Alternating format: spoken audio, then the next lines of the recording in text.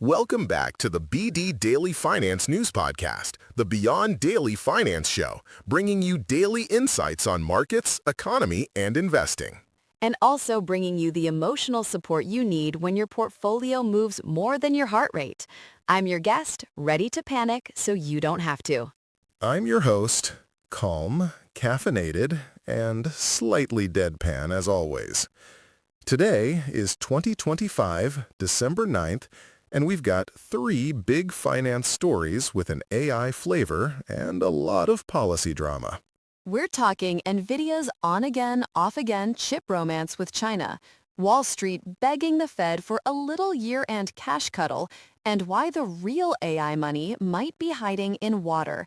Yes, actual water. As always, we'll keep it fast, fun, and focused on what it means for your money, your job, and your sanity. Let's jump into story number one. Nvidia can now sell its more advanced H200 AI chips to China after getting a green light from the U.S. administration. But there's a twist. Chinese regulators are already signaling they may limit access to those same chips as they push for semiconductor self-sufficiency. So it's like the U.S. just said, fine, you can sell them the fancy cookies. And China's like, actually, we're on a diet and also building our own cookie factory. Very healthy, very awkward. Exactly. The simple finance version is this. Nvidia's growth story has been powered by selling high-end AI chips globally. Export controls to China threatened a huge chunk of that demand. Now Washington says you can ship the H200, but Beijing might block or ration imports to protect its domestic chip industry. So from an investor angle, this is not just about whether Nvidia can sell. It's about whether Chinese big tech is allowed to buy. Two parents fighting over who gets to ruin the kids' weekend plans. Right. Think of Nvidia as the world's hottest concert headliner. The U.S. is the venue owner that kept canceling the China shows. Now the venue says, tour's back on, but China, as the local city council might say, actually no permits for foreign acts this season. And the fans are the cloud companies, who just want to train models that can write emails and hallucinate less. Poor things. For normal investors, here's why this matters. Nvidia's valuation already bakes in massive AI demand, including from China. Any friction, export rules, Chinese restrictions, or smuggling crackdowns like the recent seizure of around $160 million worth of GPUs adds volatility to that story. Yeah, when people are literally smuggling GPUs like they're rare truffles, you know the risk-reward is getting spicy. If you only own Nvidia, your AI bet is also a geopolitics bet, a regulation bet, and apparently a smuggling ring gets busted bet. Exactly. And China's push for self-sufficiency means long-term they want fewer Nvidia chips and more homegrown alternatives. So the export approval is positive short-term, but it doesn't remove the structural risk of a shrinking Chinese addressable market. So what does someone listening on the train do with this? Besides quietly muttering, please don't crash, at their Nvidia position. Actionable angle if you're heavy in one AI darling, understand that policy headlines can swing it 5 to 10% in a day. That argues for position sizing, diversification into broader chip ETFs, and maybe some exposure to the picks and shovels behind AI rather than just the superstar chipmaker. If your entire retirement plan is Nvidia plus vibes, maybe add something that doesn't depend on two governments waking up in a good mood. Exactly. And remember this theme, because in Story 3, we'll talk about one of those less sexy, more stable picks and shovels plays hiding behind AI. Story 2, Year-End Funding Strains. Wall Street banks are bracing for stress in the $12.6 trillion U.S. money market ecosystem as we head into December's finish line. And some analysts think the Federal Reserve may need to step in with bond purchases or liquidity tools to rebuild buffers. That sounds like the plumbing of the financial system is making weird noises, and Wall Street is texting the Fed, hey, you up? That's basically it, the simple version. Big banks, funds, and corporations constantly borrow and lend short-term cash, overnight to a few weeks, using instruments like repos and treasury bills. Around year-end, balance sheet constraints, regulations, and window dressing make everyone a bit stingy with cash, so rates in those markets can spike. So it's like every December, all the banks remember they promised their parents they'd be responsible this year, hide the messy stuff, and suddenly nobody wants to lend their toys. Exactly. And when that happens, the Fed can step in as the grown-up with a big toy box, offering repo facilities, standing lending windows, or even buying bonds outright to inject liquidity. Analysts are watching to see if the Fed will preemptively rebuild those buffers instead of waiting for a spike like we saw in 2019. Okay, but if I'm not a bank treasurer, why should I care that the big kids are hoarding their toys for a few weeks? Because when funding markets get stressed, it can spill into things you do care about: volatility in stock and bond prices, weird moves in your money market fund yield, and even short-term pressure on mortgage rates or corporate borrowing costs. So if the pipes clog, the water pressure in my house changes. My index fund shower suddenly goes from warm and steady to ice cold. Got it. Exactly. For everyday investors, the practical play is not to freak out, but to know what you own. If you park cash in a money market fund, check whether it's government only or takes on more credit risk. Government funds that hold treasuries and repos generally ride out these episodes more smoothly. Also, maybe don't go 100% into some obscure high-yield cash product just because the app has confetti animations. Boring can be beautiful in December.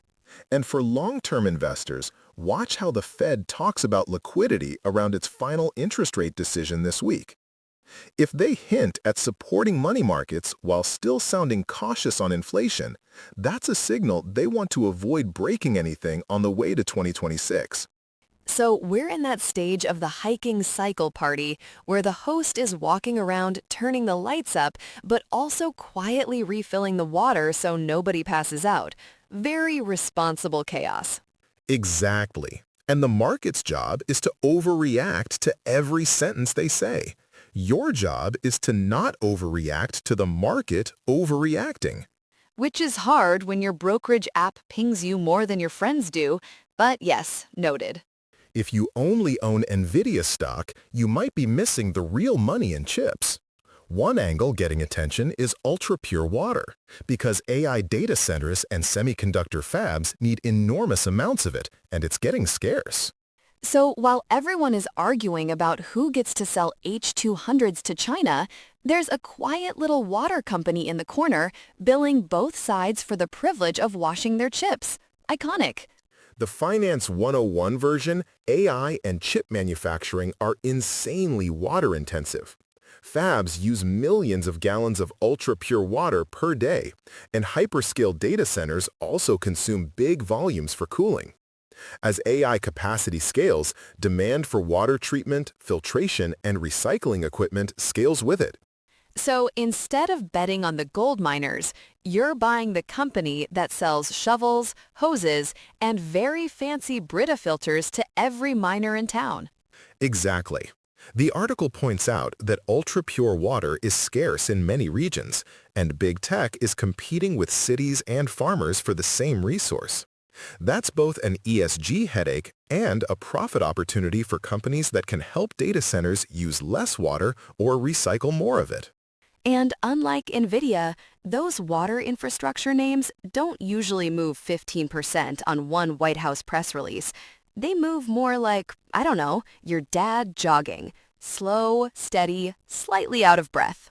For a mid-career investor or someone saving for retirement, this is the kind of angle that can balance out your high-beta AI exposure. You might own some growth names, but you also hold industrials, utilities, or infrastructure funds that benefit from the same AI build-out without the same regulatory drama. So the homework here is, when you hear an AI headline, don't just ask which stock is the main character. Ask, who's selling the electricity, the cooling, the water, the real estate, the networking gear behind this mess?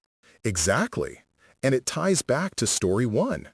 Even if export rules whipsaw Nvidia, the broader infrastructure demand for things like water treatment or grid upgrades can be more resilient across borders.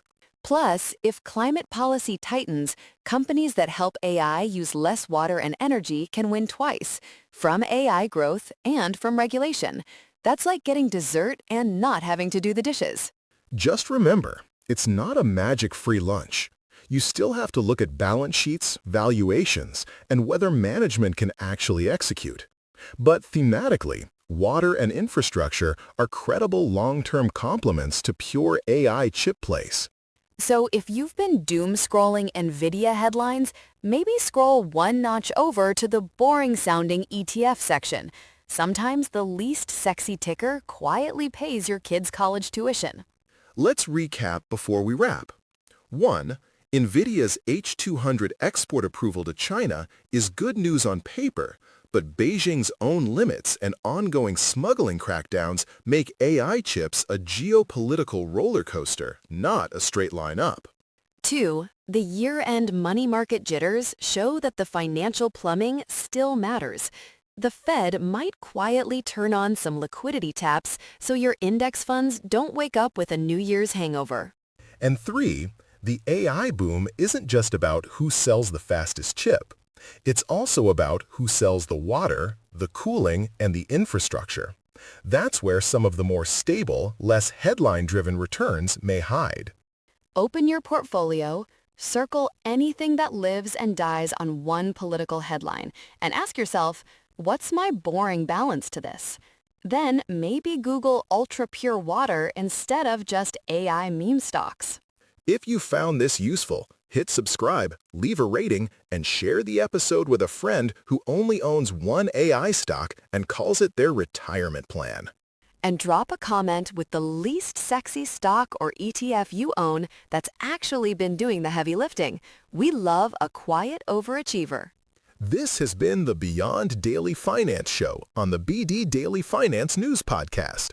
Thanks for listening, and we'll be back tomorrow with more markets, more jokes, and hopefully fewer smuggled GPUs. Until then, stay diversified, stay liquid, and remember, sometimes the real alpha is just not checking your portfolio every 5 minutes.